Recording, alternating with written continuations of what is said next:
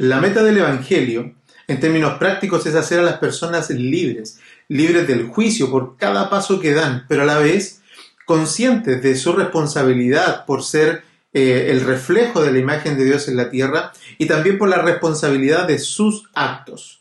Queridos hermanos, sean bienvenidos a una escuela dominical más aquí en la Primera Iglesia de Concepción.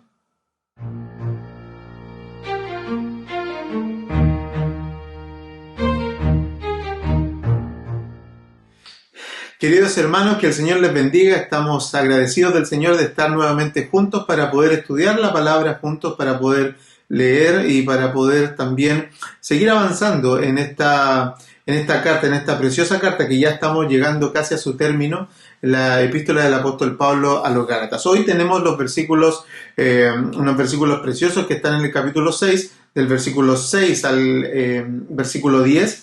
Y quiero, antes de que avancemos, invitarles a leer la palabra del Señor y lo vamos a hacer en el nombre de nuestro Señor Jesucristo. Dice así: el que es enseñado en la palabra haga partícipe de toda cosa buena al que lo instruye. No os engañéis, Dios no puede ser burlado, pues todo lo que el hombre sembrare, eso también segará. Porque el que siembra para su carne, de la carne segará corrupción, mas el que siembra para el Espíritu, del Espíritu segará vida eterna. No nos cansemos, pues, de hacer bien, porque a su tiempo segaremos, si no desmayamos. Así que, según tengamos oportunidad, hagamos bien a todos, y mayormente a los de la familia de la fe. Queridos hermanos, estamos agradecidos del Señor de que nos dé este privilegio de poder seguir avanzando. Estamos llegando al final y esta parte final de la epístola es un desafío, es un completo desafío. Decía yo al principio acerca de la meta del Evangelio de hacer libres a las personas, pero también siendo conscientes nosotros de que en cada generación que ha pasado por el Evangelio, ha habido personas, ha habido familias, ha habido iglesias e incluso, hermanos, ha habido también, obviamente, organizaciones que han perdido de vista el Evangelio.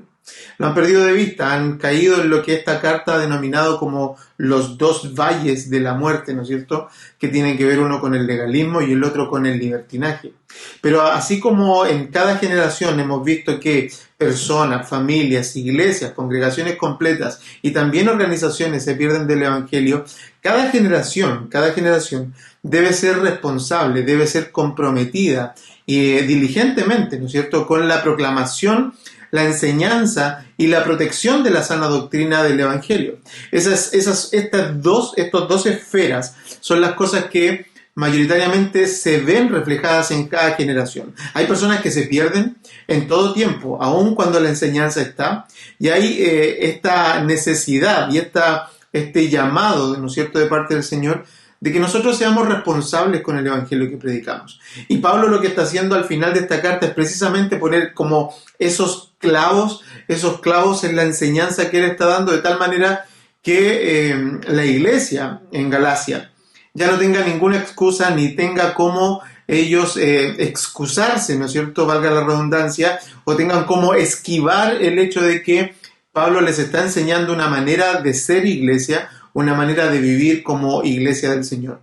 Y qué atingente es, porque en este tiempo nosotros también estamos buscando eso. Estamos buscando como Primera Iglesia de Concepción el ser dirigidos por el Señor a una manera, a un modelo de iglesia que por supuesto es el nuestro de iglesias pentecostales, es el nuestro de iglesias en las que nos congregamos habitualmente con nuestros ritmos, con nuestras disciplinas, con nuestras maneras, pero que de todas maneras estamos buscando revisar y estamos buscando a través de estas enseñanzas que bien nuestra iglesia ha puesto para que nosotros las estudiemos semanalmente, encontrar en nosotros esos desafíos que probablemente y sin querer ser, ¿no es cierto?, dueños de toda la verdad, debemos someternos al escrutinio de la palabra del Señor para saber si es que estamos andando en la verdad. Si al final de este examen encontramos nosotros que estamos andando bien, gloria a Dios, vamos a caminar y vamos a agradecer al Señor porque estamos siendo sanos. Pero si al final de este ejercicio y en medio de este ejercicio nos vamos dando cuenta de que tenemos cosas que cambiar, debemos ser humildes, debemos ser honestos, debemos ser una iglesia que sea sometida al Señor, y eso no es simplemente hacer caso a todo, sino que también saber reconocer cuando el Señor nos está exhortando a que cambiemos nuestras formas, a que cambiemos nuestras maneras, y lo que nosotros sabemos, hermanos, es que todo en la iglesia puede cambiar. Todo en la iglesia está sujeto a ser movido. Lo que no está sujeto a ser movido es la doctrina del Señor. Lo que nunca puede ser movido es la verdad del Evangelio, pero todo el resto nosotros debemos sujetarnos y debemos estar conscientes que puede cambiar. Los versículos del 6 en adelante nos presentan algunas cosas interesantes y son más desafíos ya prácticos. Ya Pablo no está mostrándonos aquellos aspectos donde él simplemente está exponiendo verdades, ahora está presionándonos como iglesia a que lo que él ya nos enseñó tengamos que bajarlo a la práctica. Y fíjese cómo estos versículos empiezan, y vamos a ir de inmediato con estos versículos para poder entrar en la enseñanza. Dice el versículo 6, el que es enseñado en la palabra haga partícipe de toda cosa buena al que lo instruye. Bien, lo primero que encontramos en este versículo es que es un versículo que se corresponde, ¿no es cierto?, con todo lo que Pablo nos viene haciendo, nos viene hablando desde los versículos anteriores, y es una serie de recomendaciones que está ligada todavía a lo que Pablo podría estar llamando como la ética cristiana. La ética cristiana demanda, ¿no es cierto?, que el que es enseñado en la palabra haga partícipe de toda cosa buena a quien le enseña. Esto es un principio de la Biblia. Esto no es un invento de las personas, y es la manera en que Dios diseñó que hubiera reciprocidad entre las partes que conviven dentro de una iglesia. En este caso, los ministros, los pastores, en algunas otras iglesias le llaman los ancianos, ¿cierto? Pero la responsabilidad de quienes están a cargo, llamados por el Señor, confirmados por la iglesia y puestos delante en una honra para ser participantes de toda cosa buena de aquellos que son instruidos. La ética cristiana, la lógica de la ética cristiana en este aspecto es simple.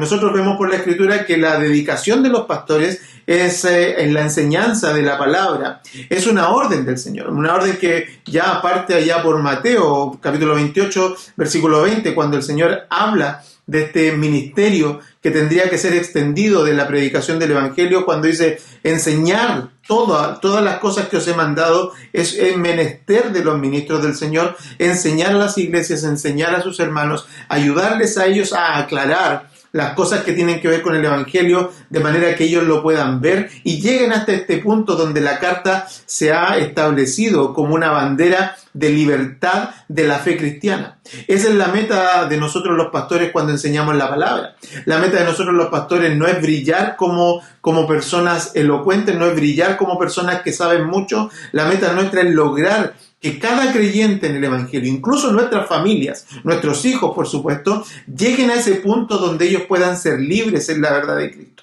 Y la lógica que tenemos acá en este aspecto es simple, es la lógica de que el Señor dedicó a estos hombres, dedicó a los ministros, dedicó a nosotros los pastores para enseñar la palabra, y los creyentes pueden participar, ¿cierto? Los creyentes participan, así como lo hacemos nosotros, que a veces predica un hermano, a veces predica una hermana, a veces hacemos clases de enseñanza, ¿no es cierto? En las escuelas dominicales nos repartimos y pedimos a ciertos hermanos que se hagan responsables de clases, pero eso es una colaboración. La responsabilidad sigue estando en los ministros, en los pastores. Así es que es un llamado que está en la palabra del Señor, y este trabajo demanda, según la Escritura, una dedicación completa. 1 Timoteo 5:17, van a encontrar ustedes este principio donde dice el apóstol en la segunda parte de este versículo, los que trabajan en predicar y enseñar. Es un trabajo. Pablo lo ve como una dedicación, Pablo no lo ve como un pasatiempo, ni tampoco lo ve como un acto de alguien que es iluminado y que las cosas le fluyen.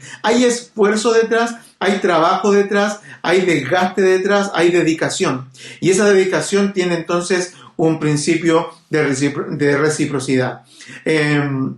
La manera de retribución proviene de este principio de reciprocidad y no de una obligación. Es decir, lo que Pablo también aclara, ¿no es cierto?, que si bien nosotros los ministros somos llamados, si bien nosotros estamos trabajando en el Evangelio, si bien nosotros tenemos este esfuerzo, la retribución que nosotros como ministros del Señor recibimos no es por una cuestión de obligar a la iglesia a ser retribuidos. Al contrario, la retribución dice, mire, por ejemplo, veamos un versículo que habla de esto, y es 1 Tesalonicenses 5, 2 y 3, y dice: os rogamos, hermanos, que reconozcáis a los que trabajan entre vosotros, y os presiden en el Señor, y os amonestan, y que los tengáis en mucha estima y amor por causa de su obra. Tened paz entre vosotros. Ahí usted se da cuenta, como en este y como en otros versículos más, como textos que podríamos citar son Romanos 15, 27, 1 Corintios 9, del 13 al 14, o Hebreos 16, 13. Son todos versículos que hablan de este principio donde no tiene que ser visto como una obligación, sino como un acto de amor, un acto de reconocimiento, un acto de reciprocidad, donde uno se compromete, llamado por el Señor, ¿no es cierto?, a dedicar su tiempo, su esfuerzo y por supuesto a hacerlo bien. Cuando Pablo habla de este principio de reciprocidad, está hablando, por cierto, de aquellas personas que, con sus limitaciones, por supuesto, porque nadie puede hacer más de sus capacidades, pero con todas sus capacidades debe dar todo para poder enseñar, para poder ser fiel, para poder ser honesto y para poder pararse delante de la congregación y enseñarla. Hay una división en la Biblia incluso de personas que no están capacitadas para la enseñanza, no debieran enseñar. Por eso es que nosotros, por ejemplo, como iglesia, no estamos de acuerdo, ni lo hacemos, ni lo practicamos, es que la predicación sea una cuestión rotativa que a todo el mundo le tenga que tocar. No lo hacemos así. Lo hacemos de tal manera que vamos encontrando aquellos dones, vamos descubriendo aquellos dones que el Señor ha dado para la enseñanza, y esos dones son potenciados, son adornados, ¿no es cierto?, con la instrucción, con la enseñanza, con la profundización, de tal manera que la iglesia sea bendecida. No hay nada peor para una iglesia, hermanos, que tener personas enseñando que no estén capacitadas para enseñar. Que primero no hayan sido llamados, pero segundo que no estén capacitados. Porque la iglesia no crece, la iglesia no aprende, la iglesia no entiende. La iglesia, al final, el problema que pasa detrás de esto es que no es libre, nunca termina de conocer el Evangelio y por lo tanto nunca llega a esas profundidades o a ese punto donde el Evangelio, la verdad del Evangelio, hace libre a las personas. Así es que tenemos este principio de reciprocidad, pero los ministros que se dedican, y este es otro principio que está en la Escritura, los ministros que se dedican a la obra deben estar sujetos al sustento, pero al sustento del Señor. Y no pueden, ni están autorizados tampoco, ni estamos autorizados. Hablo de los ministros como pastor, incluyéndome. No estamos autorizados para exigir este sustento a la iglesia.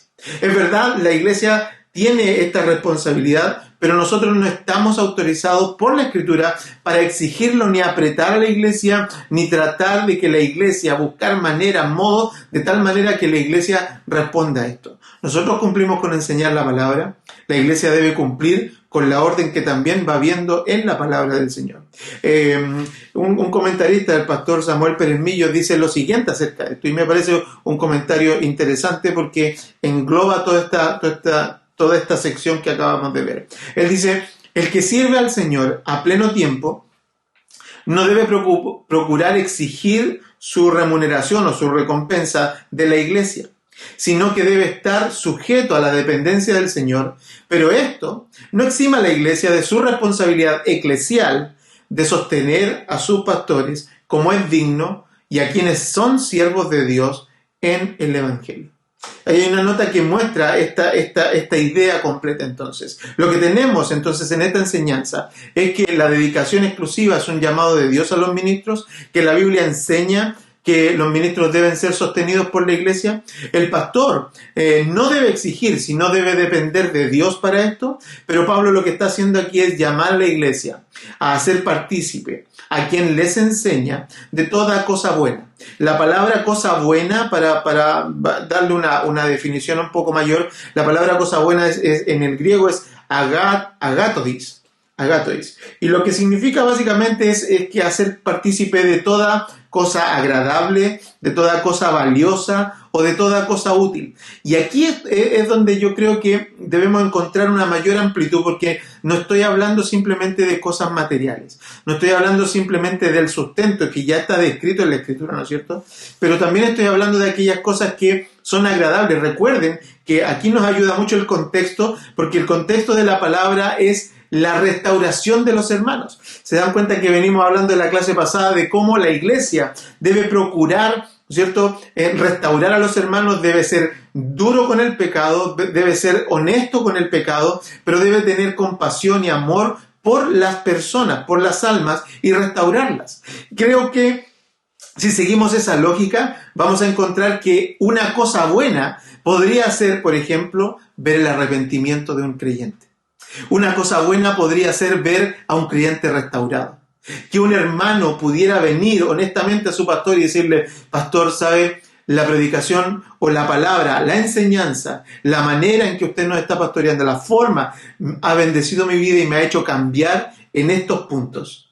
Y obviamente no solo que lo diga, sino que esté sucediendo realmente. Creo que eso también es una cosa buena, constituye una cosa buena, saber que el trabajo de los ministros es retribuido por la obediencia. Yo no creo que haya un pago mayor que la obediencia de los creyentes a la palabra cuando ellos están siendo enseñados. Así es que cuando pensamos en cosa buena, por supuesto, tenemos que aclarar, porque yo se lo he dicho a ustedes, mis hermanos, que siempre quisiera ir delante con la verdad, y cuando tocamos estos versículos que son a veces duros porque han sido abusados también para hablar solamente de dinero, pero no queremos nosotros obviarlos porque precisamente son parte de todo el consejo de la palabra. Nosotros estamos sometidos a todo el consejo de la palabra. Así que el versículo 6 habla acerca de eso. Versículo 7 dice la primera parte, y aquí entramos en un aspecto donde Pablo quiere aterrizar todo esto que estamos aprendiendo. Porque lo primero que va a decir Pablo es a la manera en que hayan tomado, por ejemplo, la enseñanza del versículo 6, de la manera en que estén tomando las enseñanzas que Pablo ha dicho anteriormente. Cada persona, y yo les dije en la introducción, que generación en generación, las personas cuando se ven enfrentadas al Evangelio, no todos responden de la misma manera.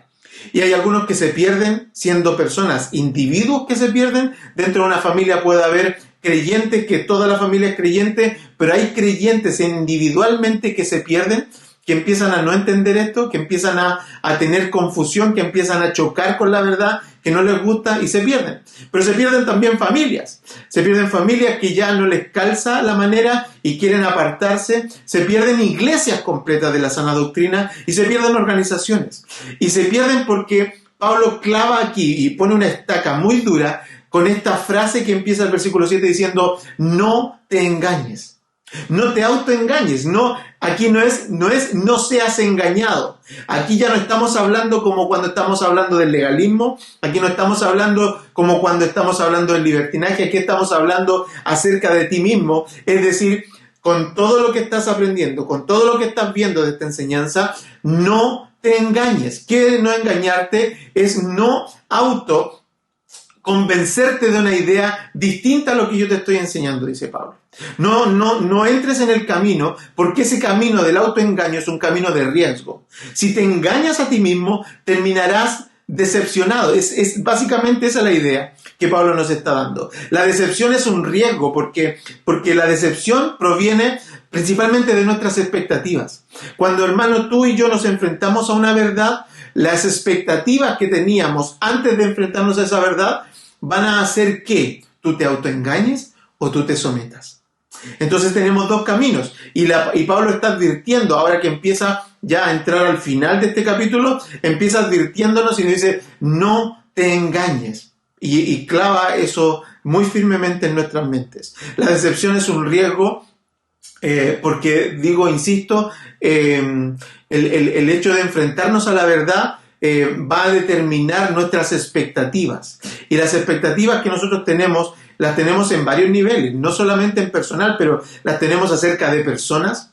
Es decir, nosotros nos engañamos cuando tenemos expectativas de personas, que luego que no cumplen nosotros caemos en decepción.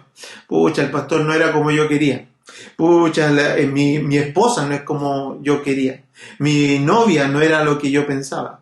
Qué sé yo, el colegio no era lo que yo esperaba. Esta carrera me decepcionó. ¿Por qué? Porque teníamos expectativas. Las decepciones vienen por las expectativas acerca de las personas, acerca de las relaciones, acerca de las circunstancias.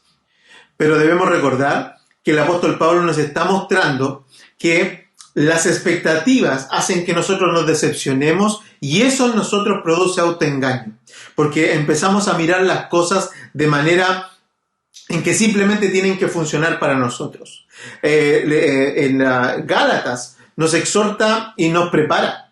La gran gracia, hermanos, de esta carta es que es una exhortación que nos prepara para la vida cristiana, nos prepara para ser una iglesia sana, nos prepara para ser una congregación de creyentes que terminan siendo agradables a Dios. La pregunta aquí, la pregunta que debemos hacernos cuando Pablo dice no te engañes, la pregunta que debemos hacernos es, no es qué tantos problemas o decepciones tendremos en la vida de la iglesia, porque la buena o la mala noticia es que problemas siempre vamos a tener.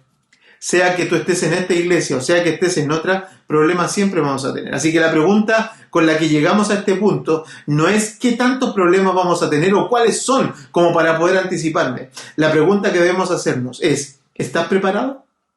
¿Estás con el Evangelio en tu mente, en tu corazón, de tal manera que estás preparado para soportar cualquier cosa que venga?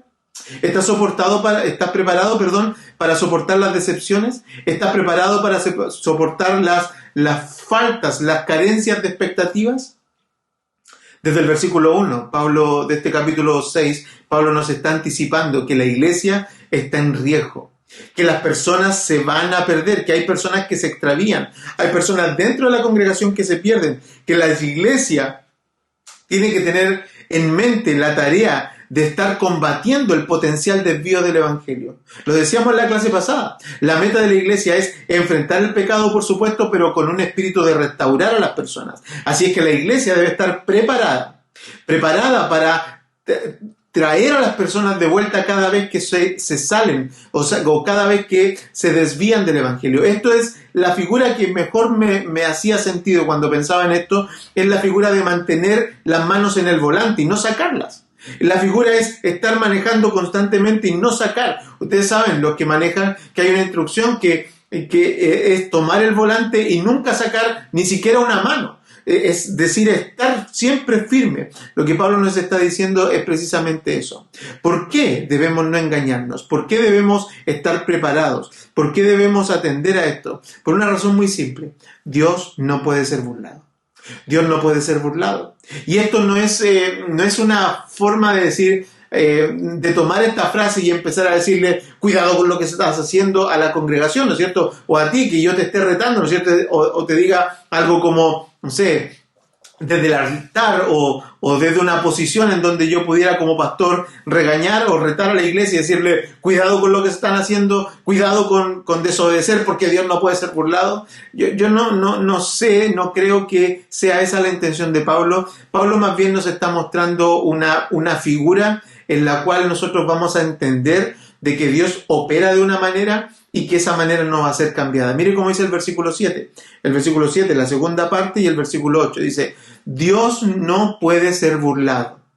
Y aquí Pablo establece dos cosas. Dice primero, pues todo lo que el hombre sembrare, eso también segará. Porque el que siembra para la carne, segará corrupción. Mas el que siembra para el espíritu, del espíritu segará vida eterna. Y aquí está una idea que yo creo que Pablo está estableciendo según lo que uno ve en el texto. Dios estableció desde el principio en el mundo físico una manera en que las cosas funcionan. Y si sabemos nosotros que esta es una ley universal, la ley de la siembra y la cosecha es universal y no cambia, no muta. Nosotros no la podemos transformar. Nosotros no podemos pretender cambiar, a pesar de que la gente genéticamente, ¿no es cierto?, los científicos han logrado hacer cambios, mutaciones genéticas en productos, en frutas, las han mezclado, las han cambiado de forma, ¿no es cierto? Y pareciera que lo que empieza ya no termina siendo lo mismo. Pero en lo natural, en lo físico, en lo común, en lo que nosotros vemos, si usted siembra tomates en su huerta, después del proceso, usted va a conseguir tomates. Si usted siembra papas, lo que va a conseguir es papa. Esto no estoy hablando de misterios profundos, ¿no es cierto? ¿Por qué? Porque todo el mundo, todos nosotros entendemos la ley de la naturaleza, la ley natural con la que Dios hizo funcionar las cosas. Toda cosa tiene una consecuencia. Toda la manera en que nos comportamos, lo que hacemos, tiene una consecuencia. Si tú te desabrigas en invierno, si tú sales a la calle y no te abrigas, ¿cuál es la consecuencia? Te vas a enfermar.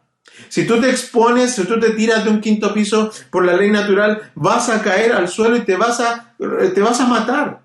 Si tú te expones al peligro, hay probabilidades de que algo malo te pase. Es decir, las cosas funcionan de cierta manera. Ahora, en el mundo físico nosotros lo entendemos, pero Pablo nos está abriendo el espectro y nos está ampliando este panorama y ahora nos está diciendo a ti y a mí, mira, en el mundo físico funciona así. Todo lo que el hombre sembrare, eso también segará. Y Pablo está traspasando eso al ámbito espiritual y nos está diciendo, como el que siembra para la carne segará corrupción, eso es muy importante, los que siembran en la carne no cosechan cosas buenas de la carne, sino que cosechan corrupción. Pero Pablo está diciendo además, el que siembra en el espíritu cosechará cosas para la vida eterna. Es decir, el que siembra por un lado cosecha cosas corruptas, el que siembra por otro lado cosecha cosas espirituales. Y aquí es donde nosotros vemos que lo que hacemos en el mundo físico determina las consecuencias. No podemos culpar a Dios. Eso es lo que Pablo está diciendo. No puedes culpar a Dios. Si tú siembras tomates, no puedes culpar a Dios porque te salieron tomates. Si tú siembras papas, no puedes culpar a Dios. Si tú te desabrigas, no puedes culpar a Dios. Si tú te atraviesas por la carretera, no puedes culpar a Dios. Me acordaba de una anécdota que le pasó al hermano Mario, pero si tú sales a las 12 de la noche, el toque de queda, no puedes culpar a Dios. Es porque no puedes culpar a Dios. Las cosas tienen consecuencias. En el mundo espiritual tampoco. Las motivaciones, hermanos, en el mundo espiritual, las motivaciones, las decisiones, los anhelos que conducen nuestras vidas tendrán consecuencias. No podemos culpar a Dios. Si eres avaro, ¿cierto? O si tienes problemas, ¿no es cierto?, de enojo, de ira, no puedes culpar a Dios. Si te conduces tú por una manera liviana, que hablas en doble estándar y tienes un doble estándar y hablas de una manera cuando estás fuera de la iglesia y de otra manera cuando estás en la iglesia, si tienes comportamientos con tus amigos de cierta manera y de otra manera cuando estás en la iglesia, si aparentas ser bueno para orar o aparentas ser bueno para estudiar la palabra, si aparentas ser bueno para leer la escritura y en la realidad no lo eres, estás sembrando cosas espirituales que te van a llevar a una consecuencia espiritual. Pablo lo está diciendo. Y cuando dice Dios no puede ser burlado, básicamente lo que Pablo está diciendo es no va a funcionar de otra manera. En esa forma es que Dios no puede ser burlado, porque no va a funcionar de otra manera. No es posible que si eres un hipócrita coseches bendiciones de Dios. No es posible que si te engañas a ti mismo con la intención de tu corazón y tu mente y tratas de burlar a Dios, no es posible que coseches cosas buenas. No es posible que coseches cosas buenas, hermanos. Porque no lo digo yo, lo dice la Escritura. Y esto no es una manera de subyugar o que Dios te esté castigando, es porque Dios lo estableció así y lo hizo funcionar así. Luego, nosotros que somos espirituales, que somos guiados por el Espíritu de Dios, aquí está muy claro. Dice, si tú eres guiado por el Espíritu, vas a cosechar cosas buenas. Si tú no eres guiado por el Espíritu, por lo tanto, eres guiado por la carne. Y de la carne vas a cegar corrupción. El pecado, hermanos, es lo que hace que las cosas se desmoronen. Fíjate cómo Romanos 6:23 lo dice, porque la paga del pecado es muerte. La paga del pecado es muerte, mas la dádiva de Dios es vida eterna en Cristo Jesús, Señor nuestro. ¿Te das cuenta de lo que está pasando aquí? ¿Te das cuenta que el Señor está poniendo, y nosotros lo que entendemos en teología como la responsabilidad del hombre? Pablo lo está argumentando de manera muy práctica y nos está diciendo, Dios no tiene la culpa la tienes tú. Si tú vives en pecado vas a secar cosas para la carne y corrupción vas a secar. Pero si tú siembras para el Espíritu, vas a cosechar cosas para vida eterna. Hermano, tenemos que tener mucho cuidado con la manera en que nosotros tratamos el Evangelio.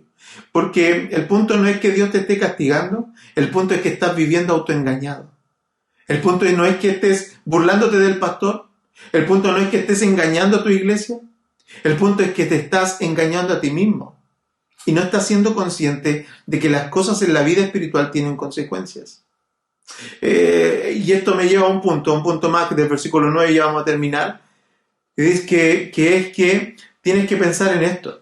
Tú no tienes que hacer feliz a Dios. Nosotros no tenemos un llamado a hacer feliz a Dios. Fíjate cómo dice el versículo 9. Dice, no nos cansemos pues de hacer bien, porque a su tiempo segaremos si no desmayamos. El versículo 9 establece una manera en que nosotros debemos comportarnos. No nos cansemos pues de hacer bien. No nos cansemos pues de hacer las cosas correctas. No nos cansemos pues de vivir la vida buena. No nos cansemos pues de vivir honestamente, de vivir correctamente. Porque a su tiempo segaremos si no desmayamos, si no nos cansamos. Pablo lo que está diciendo aquí es que básicamente tú y yo no vivimos y no necesitamos hacer a Dios feliz. No necesitamos trabajar por hacer que Dios sea feliz. ¿Sabes por qué? Te voy a dar dos razones simples. Una muy teológica, y es que Dios es feliz en sí mismo. No te necesita a ti ni me necesita a mí. Dios es feliz, contigo o sin ti. O sin ti, decía un amigo mío. Contigo o sin ti, Dios es feliz igual. Dios es feliz en sí mismo, Dios está satisfecho en sí mismo. Dios no necesita que tú vengas y le alabes o le cantes una alabanza ocultando tus intenciones de fondo. Dios no necesita que tú le sirvas de manera solapada, por decirlo de alguna manera, ¿cierto? Como muchas personas lo hacen en este tiempo, que viven de una manera aparentando cierto grado de piedad, pero en el fondo hay unas pequeñas líneas que muestran su real deseo en el corazón. Y Dios no necesita tu alabanza, Dios no necesita tu oración, Dios no necesita que tú lo adores, lo alabes, o que Dios se sienta por ti elevado su ego cuando nosotros hacemos oraciones o cuando cantamos o cuando tenemos oportunidad de predicar su palabra y tratar de encontrar la manera, ¿cierto?, de exaltar su nombre. Dios no quiere eso, porque Dios está satisfecho en sí mismo. Dios no necesita que tú y yo le hagamos feliz. Dios está satisfecho en sí mismo. Pero Dios de todas maneras se agrada de nosotros cuando actuamos bien. Hacerlo feliz no es necesariamente un fin en sí mismo. Nosotros no buscamos ni trabajamos. Yo no vengo a la iglesia, ni predico, ni estudio la palabra, ni estoy pastoreando a esta amada iglesia, ni estoy pastoreando tu vida, ni estoy pastoreando a las familias de nuestra iglesia por tratar de hacer a Dios feliz. Eso yo no lo hago como un fin en sí mismo, lo aprendí de la Escritura. Eso es una consecuencia. Hacer a Dios feliz es como que el hijo hace sus tareas y en consecuencia de que está haciendo lo correcto, los padres se ponen felices. Usted no se pone feliz de ver a sus hijos que están estudiando y lo hacen solo, lo hacen sin esperar nada, lo hacen sin esperar que usted los mande, lo hacen sin esperar que ellos tengan retribución cada vez que se levantan en la mañana en este tiempo que están en la casa. ¿No lo pone feliz eso? ¿No lo pone feliz ver la preocupación de su esposo desinteresada porque la familia esté bien, porque estén todas las cosas ordenadas en la casa? ¿No la pone feliz a usted? Yo creo que a nosotros nos pone feliz el hecho de que las personas hagan lo que tienen que hacer. Y cuando personas buscan, y eso es muy notorio, hermanos, es muy notorio, ¿te has dado cuenta de que cuando las personas buscan hacerte una gracia, tú de inmediato identificas, este lo está haciendo por algo? Este lo está haciendo porque quiere conseguir otra cosa. Hermano, Dios no puede ser burlado. Dios no puede ser burlado. Dios no necesita que lo haga feliz. Dios es feliz en sí mismo. Pero el hacer feliz a Dios no debe ser en nosotros los creyentes una meta en sí mismo. La motivación es correcta. ¿Sabes cuál es? Vivir haciendo el bien. Y esto es tremendo, hermano, porque Pablo nos ha limpiado del legalismo. De este legalismo de tratar de hacer feliz a Dios. Nos ha limpiado del legalismo de tratar de conseguir cosas con Dios haciendo el bien. Pablo nos está diciendo, ¿quieres agradar a Dios? Ten las motivaciones correctas. ¿Cuál es? Haz el bien, vive feliz, esfuérzate, trabaja, vive haciendo el bien. No nos cansemos pues de hacer bien, porque a su tiempo segaremos y no desmayamos. Vivir haciendo el bien. Vivir haciendo el bien implica paciencia. Paciencia. La paciencia, hermanos, es la marca de un creyente guiado por el Espíritu Santo. La paciencia es la marca de alguien que vive por el Espíritu. Así como esperamos con paciencia el proceso de maduración de un fruto, así como esperamos con paciencia que el tomate crezca en el mundo natural, ¿no es cierto? De la misma manera debemos trabajar con paciencia, porque la cosecha espiritual viene por una vida que vive haciendo el bien. No vivimos haciendo el bien para hacer felices a Dios, hacer feliz a Dios. Y tampoco lo hacemos para evitar que Él se enoje con nosotros. Ese es el otro lado. Yo no vivo para hacer feliz a Dios porque tampoco estoy esperando que Él con mis actos no se enoje. Eso yo ya lo cumplí. Eso es algo que Cristo nos dio. Eso es algo que cuando nosotros vinimos en la fe, cuando el Señor nos trajo a su evangelio, cuando el Señor nos trajo a su reino, Él nos rescató, nos salvó y ya Él con eso cumplió el propósito de salvarnos y ahora nosotros estamos dentro. Somos coherederos con Cristo, estamos en el reino del Señor, no necesitamos hacer nada. Lo que ahora tenemos que hacer es vivir.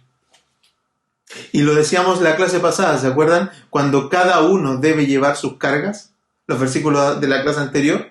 Cada uno debe llevar sus cargas. Es que cada uno debe llevar con paciencia la vida que le toca. No vivimos el bien, y no vivimos haciendo el bien, ¿no es cierto? Para hacer feliz a Dios o para evitar que se enoje. No lo hacemos por recibir gratificación, lo hacemos por amor. Debemos mantenernos viviendo en el Espíritu, perseverar en ello, no desmayar. Porque de esa manera cosecharemos. ¿Sabes cómo? Si no desmayamos. Y no desmayar significa, y tiene que ver con la idea de no caer al punto en que estamos agotados, en que hacemos las cosas por cansancio, en que hacemos las cosas simplemente de una manera en que ya deprimidamente estamos trabajando en el reino. No nos cansamos. Porque finalmente la vida espiritual, hermanos, se trata de esto. Así que según tengamos oportunidad, versículo 10, según tengamos oportunidad, hagamos bien a todos y mayormente a los de la familia de la fe. Dos ideas de nuevo. ¿Te fijas cómo el apóstol Pablo nos está diciendo? Mira, si quieres ser guiado por el Espíritu, si quieres ser una iglesia sana, tienes que llegar a este punto. Así que en tanto tengamos oportunidad, hagamos bien a todos y mayormente a los de la familia de la fe. Dios nos ha salvado para hacer cosas buenas. Dios nos ha salvado para hacer cosas buenas donde vivimos, para vivir bien correctamente, para vivir de manera honesta, para ser buenos padres, para ser buenos estudiantes, para ser buenos vecinos, para ser buenos médicos, ingenieros, arquitectos, electricistas, zapateros, albañiles. Lo que sea que hagas, debes hacerlo bien, debes vivir honestamente, debes vivir como para el Señor, no para los hombres, sino para el Señor. Un creyente que vive por el Espíritu, hermano. Nosotros hemos escuchado tanto tiempo en nuestras generaciones anteriores, los hombres, los que viven por el Espíritu, los que andan por el Espíritu, ¿no es cierto? Y nosotros en esta generación hemos perdido esa idea. Y hemos creído que los creyentes que andan, o uno que anda en el Espíritu, es una persona que probablemente dista de esta lógica que Pablo nos está diciendo. Así que las preguntas que nos podríamos hacer en este punto es, pensando en la manera en que interpretamos nosotros a las personas que andan por el Espíritu. ¿Puede ser una persona, un creyente, vivir en el Espíritu? ¿Puede serlo si no habla en lenguas? ¿Si no danza? ¿Si no tiene revelaciones? ¿O si no tiene sueños? ¿Puede ser alguien que no tenga estas características, estos atributos, estos adornos del Espíritu? ¿Puede ser alguien que vive por el Espíritu? Yo creo que sí. Todavía puede ser un hombre que vive por el Espíritu. Sin ninguna de estas cosas, puede ser un hombre espiritual. Pero por otro lado, ¿puede serlo si no hace el bien y si no vive bien, como dicen estos versos? Y la respuesta va a ser no. El apóstol Pablo no va a permitir que alguien venga y le diga: mira, apóstol Pablo, yo soy un pésimo padre, soy una persona que en verdad no le gusta hacer nada en la iglesia, no le gusta comprometerse, no le gusta vivir en comunidad, le cargan los grupos, le cargan las reuniones, le carga la convivencia con la iglesia, no le gusta evangelizar, no quiere comprometerse con sus ofrendas, no quiere comprometer su dinero, no quiere comprometer su tiempo en nada que tenga que ver con la iglesia. A mí solamente me gusta ir a la iglesia, ir los domingos, escuchar algo de la palabra, y yo tengo mis dones, yo tengo mi relación personal con el Señor, yo no tengo nada que ver, ni quiero tener nada que ver con el resto de la iglesia. Pablo te va a decir: eres un carnal. Y estás sembrando para la carne y vas a cosechar corrupción. No te engañes, hermano. No te engañes. La escritura es la que nos define. No nos definen los gustos tuyos, la manera, incluso si tú estás autoconvencido porque llevas 30 años viviendo así en el Evangelio, de que a ti tu marca personal de ser un creyente que es guiado por el Espíritu es que tú hablas en lengua o que tienes dones, aunque los tengas, y si no vives comprometido con la comunión de la iglesia, eres un carnal. Si vives para ti mismo, eres una persona que está sembrando para corrupción, y tienes que ser salvo de eso, tienes que salir de eso, tienes que entregar tu vida al Señor y vivir como una persona espiritual que vive según los criterios de la vida espiritual que Pablo nos enseña en esta epístola. Mayormente, dice, con los de la familia de la fe. Así que las preguntas que te hago ahora al final de esto es: ¿estás amando a tus hermanos correctamente? ¿Estás siendo o viviendo el Evangelio en la comunión de los santos, en la comunidad de la iglesia? ¿Estás comprometido con la extensión del Evangelio? ¿Estás comprometido con los programas de la iglesia? ¿Estás comprometido cuando llamamos a la oración o cuando llamamos a las cadenas de oración en nuestra iglesia unida a nivel nacional, ¿no es cierto? O cuando nos comprometemos en ciertas actividades. ¿Estás comprometido con eso que tiene que ver con la expansión del reino?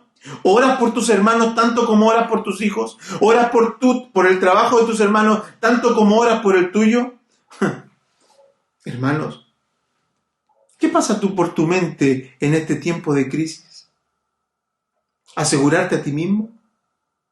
Hermano, no te engañes. No te engañes a ti mismo. Porque la Escritura, lo decía al principio, la meta del Evangelio, en términos prácticos, hermanos, es que tú seas libre del juicio que tienes, del autojuicio en el que tú estás mirando, que tienes que hacer tales o cuales cosas para estar tranquilo delante de Dios. Si voy 2 veces al mes, ya con eso el Señor se queda tranquilo. Te estás engañando, no lo hagas así. Deja ese camino, vuelve a Cristo, entrega tu vida, empieza a vivir bien, empieza a ser buen padre, haz las cosas correctas, sé honesto, sé sincero, arrepiéntete cuando sea debido, pide perdón. Sé honesto con tus pensamientos, porque a Dios no lo puedes burlar. Y sería muy triste caminar con creyentes por años en la iglesia, que terminen siendo personas que al final deserten, como decía en un comienzo. Personas desertando del Evangelio porque se extravían. Familias desertando del Evangelio porque se extravían. Congregaciones desertando del Evangelio porque se extravían de las enseñanzas del Señor. Enseñamos esto, hermano, porque queremos que seas sano. Siendo tú sano como familia, siendo tú sano como individuo, aportarás a la salud de esta iglesia y aportaremos a la salud de nuestra comunidad, aportaremos a la salud de nuestra región. Queremos una iglesia sana, una iglesia comprometida, una iglesia de verdad, que ande por el Espíritu, que sea dirigida por el Espíritu, pero en estos términos.